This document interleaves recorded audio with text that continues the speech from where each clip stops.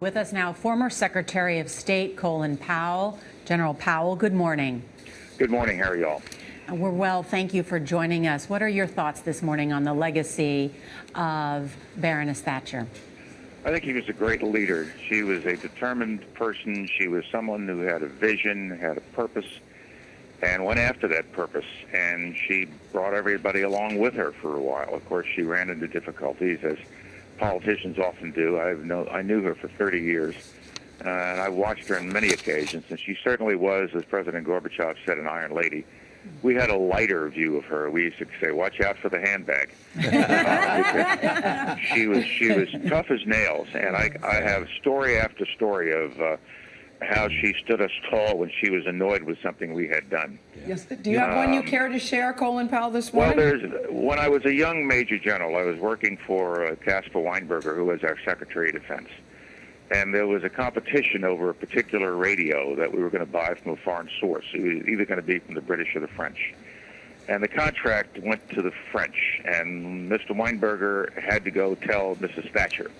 And I was with Cap as he walked into that marvelous parlor that is the Prime Minister's place of business, and he started to explain in his lawyerly terms, as only Cap could do, why the contract went to the French.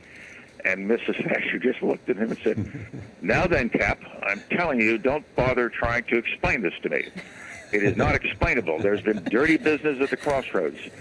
Cap took a deep breath and started again, and she said to him, "Didn't you just hear me, Cap? Don't try to explain it to me." And then she said something a little bit untoward about our French allies. And she looked at me and waved her finger at me. "Don't write that down, young man." And so I have so many stories like that over the years that I got to know Mrs. Thatcher. We vacationed with her and her tremendous husband, Dennis. But the British people have lost a great inspiration. They have lost somebody who should be an example to anybody in political life today. Let me ask you this. You need to have a vision. You need to have a purpose. You were Secretary of Defense for President Bush 41. Was there a Chairman of Joint Chiefs of Staff, Charlie. Chairman of Joint Chiefs, I'm sorry. Was there a time that she gave President Bush a kind of get tough with Saddam Hussein after the invasion of Kuwait?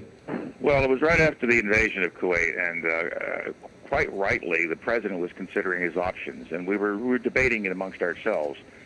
What were we prepared to do, what we were getting into?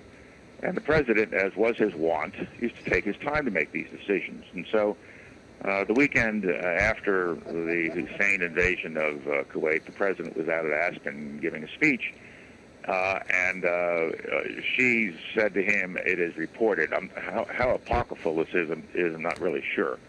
And whether it's the actual truth or not, I've never determined. But she essentially said to him, "Don't go wobbly, George," or something like that. That's as it was reported. George wasn't in the least bit going wobbly. He was just taking his time. And he came down from Camp David that Sunday, and I still remember sitting in my quarters at Fort Myer putting plans together when he said, "This will not stand." And that was the mission we had, and I knew what we were going to do.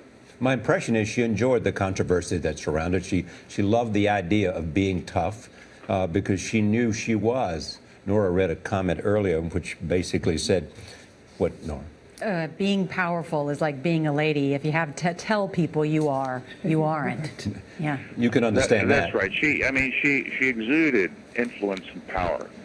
The hairstyle, the dress, her manner, the way in which she carried that handbag.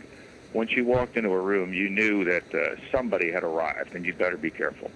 How about the friendship but at the same time, she had an extremely warm side to her. And as I said, Alma and I vacationed with her and Dennis once on a cruise, and she could be very, very warm and considerate of other people, as has been reported. You also and so I really enjoyed the time I spent with her, and she was there at an historic time in the life of the United Kingdom, and she brought the United Kingdom back onto a solid footing. The Falklands War was a highlight of her career, and she was there at the time the Soviet Union was coming to an end. I once came through London after meeting with President Gorbachev when I was National Security Advisor, and I said to her, "Well, you know, Madam Prime Minister, Mr. Gorbachev says that he'll do as much as he can for as long as he can, and and then he will just step out of the way if that's appropriate.